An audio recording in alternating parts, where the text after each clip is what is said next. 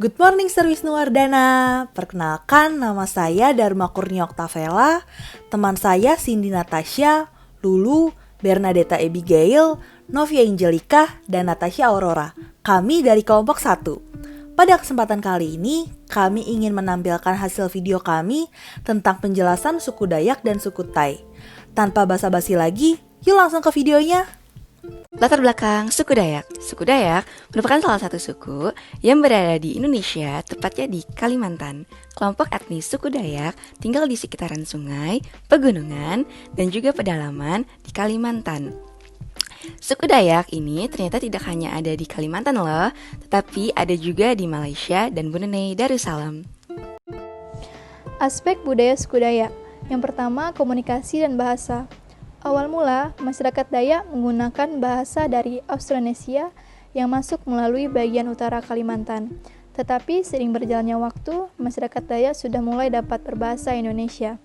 Masyarakat Dayak juga menggunakan salah satu media komunikasi nonverbal yaitu tato atau disebut juga seni ukir badan.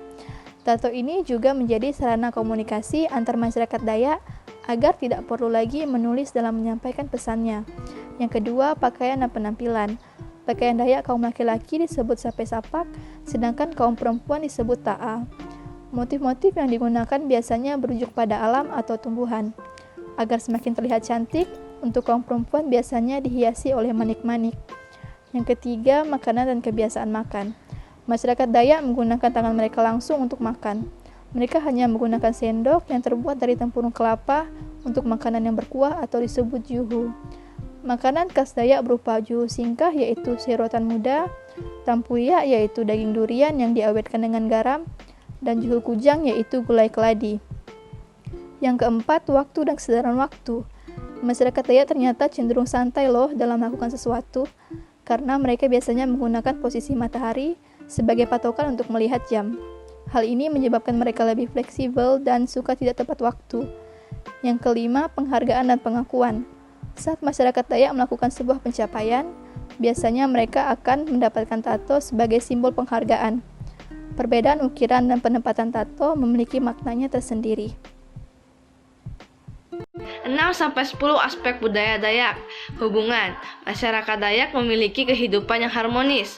Mereka mengizinkan para gadis menikah dengan laki-laki adat lain, asalkan tetap mengikuti adat istiadat suku Dayak. Nilai dan moral. Masyarakat Dayak terkenal dengan sikap menjunjung tinggi adat istiadatnya. Suku Dayak memiliki beberapa upacara adat, salah satunya upacara borumpu, yaitu upacara perkawinan suku Dayak. Rasa diri dan ruang. Suku Dayak memiliki rumah yang biasa disebut rumah betang. Rumah ini menggambarkan kedekatan dalam keluarga dan masyarakat.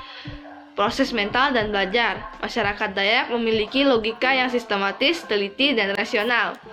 Kepercayaan dan sikap. Kepercayaan yang dianut oleh suku Dayak meliputi agama Katolik, Protestan, Karingan, atau pribumi. Perubahan budaya merupakan suatu kondisi di mana kebudayaan di suatu daerah berubah. Hal ini dapat dipengaruhi oleh lingkungan sosialnya, masyarakatnya, hingga ideologinya. Erosi budaya lokal yaitu di mana suku Dayak belum mengalami erosi budaya lokal dikarenakan meningkatnya promosi kepariwisataan pada suku Dayak belum mencapai tahap di mana budaya lokal kehilangan identitas dan maknanya. Komodifikasi dan transformasi budaya suku Dayak adalah mereka masih menjaga nilai dan makna dari kesenian dan ritual adat suku Dayak. Maka dari itu, suku Dayak belum mengalami pertumbuhan pariwisata. Hostilasi budaya suku Dayak yaitu di mana rumpun punan yang tinggal di pedalaman hutan masih hidup primitif. Mereka hidup secara nomaden dan menghindari manusia lain. Kesombongan budaya. Suku Dayak memiliki dua tipe kebudayaan yaitu suku Dayak Punan modern yang sudah menetap di sebuah desa dan suku Dayak Punan asli yang masih nomaden dan menghindari manusia lain. Difusi budaya suku Dayak adalah terdapat beberapa orang Bali yang tinggal di beberapa tempat suku Dayak, tetapi mereka saling menerima dan menghormati satu sama lain.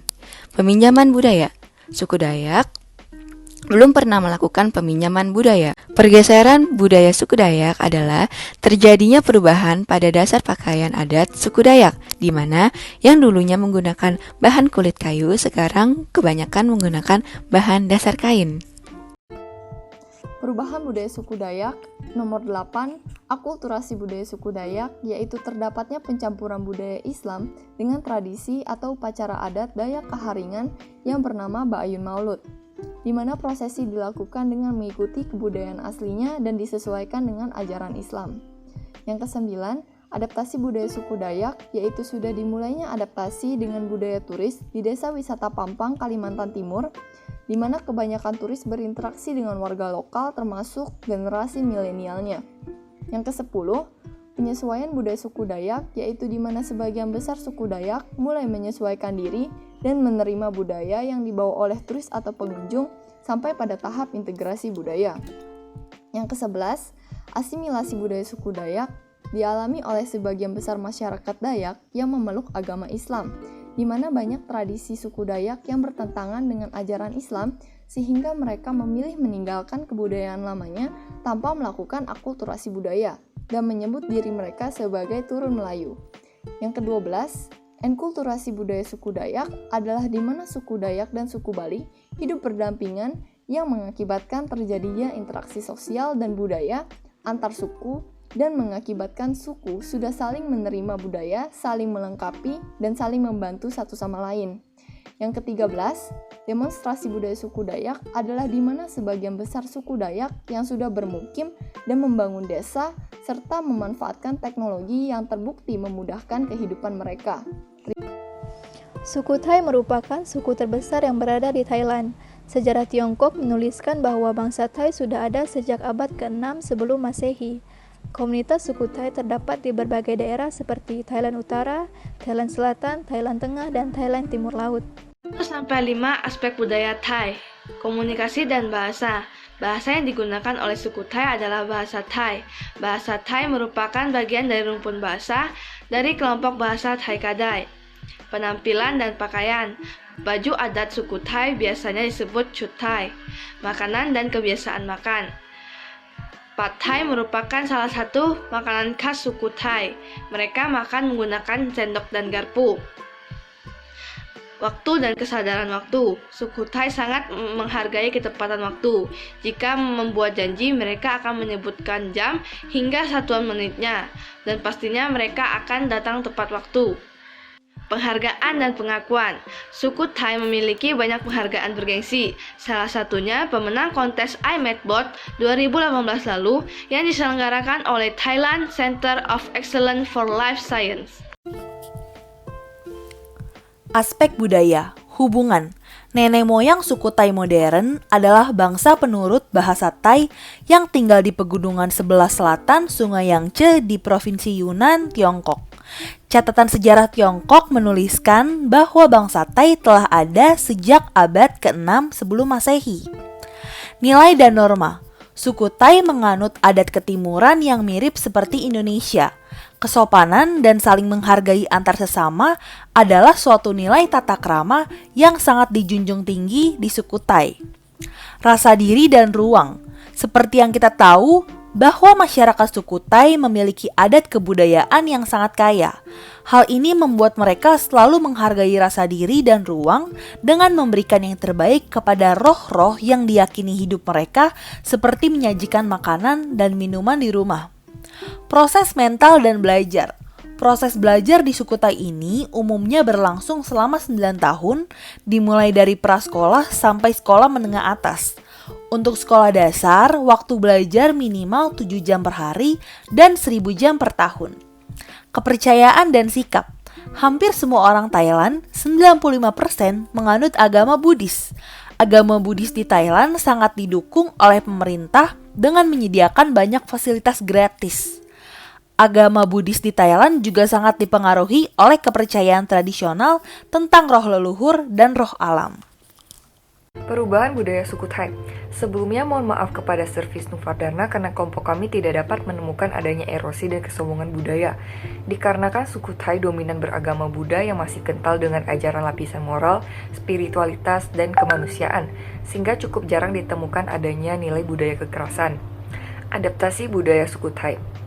Contohnya tarian menorah, yang sejenis drama tari nyanyi yang berasal dari wilayah Melayu lama di Semenanjung Tanah Melayu yang diadaptasi oleh orang suku Thai. Dalam hal ini karena pada tahun 2020 terjadi pandemi, maka tarian ini yang biasanya digelarkan di panggung kini sekarang sudah dikemas dan bisa dinikmati lewat media televisi. Sehingga kelompok kami menganggap hal tersebut sebagai komodifikasi dan transformasi budaya.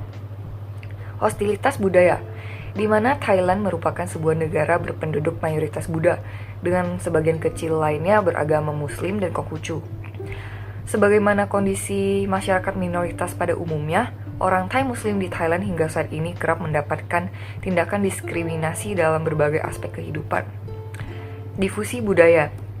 Sejarah budaya Thai dapat dicirikan dengan adanya ketegangan ajaran Buddha Theravada dan praktek-praktek animisme dalam masyarakat.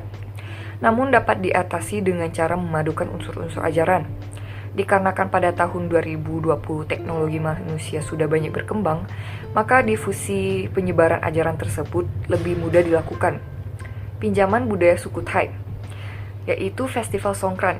Sebagai bentuk akulturasi budaya India, Festival Songkran sendiri adalah budaya Thailand yang memiliki arti pindah. Maksud dari berpindah ini adalah berakhirnya musim kemarau dan berpindah ke musim penghujan.